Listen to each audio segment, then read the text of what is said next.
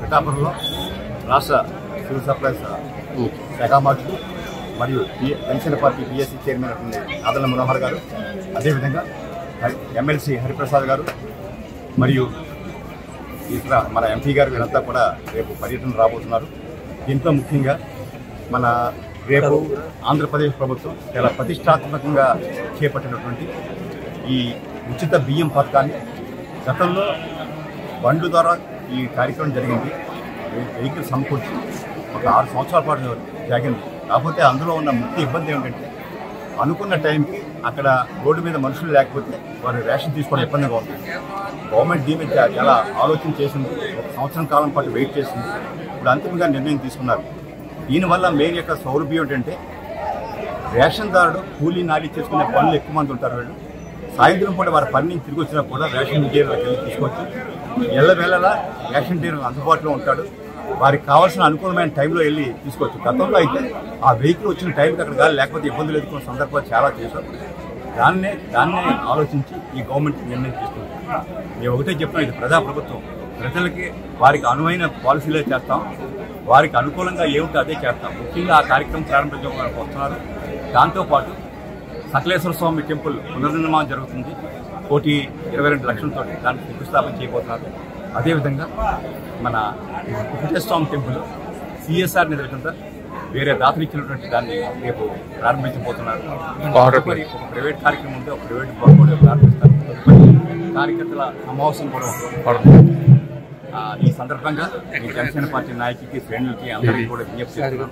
మీరంతా కూడా పెద్ద ఎత్తున పాల్గొని మరొక చిన్న విషయం, సాయంత్రం 4 గంటలకి ఇటీవలే నియమింపబడ్డ మార్కెటింగ్ చైర్మన్ ప్రమాణ స్వీకారం ఉంది. మన వాకపల్లి శ్రీదేవి గారు ప్రమాణ స్వీకారం, అదేవిధంగా వారి కార్యకర్త సభ్యులంతా కూడా ప్రమాణ స్వీకారం ఉంటుంది. అది ఏఎంసీ ప్రాంగణంలో జరుగుతుంది.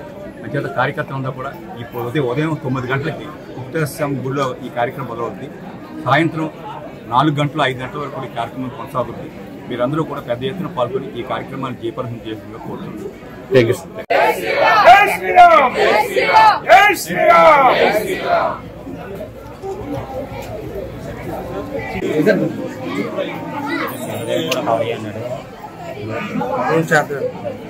చెప్తాను సార్.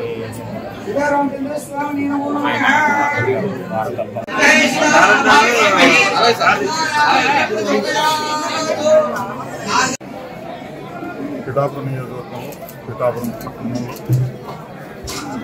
చింతావరి వీధిలో శిథిలావస్థలో ఉన్న రామాలయాన్ని ఈరోజు అత్యంత ప్రతిష్టాత్మకంగా తీసుకుని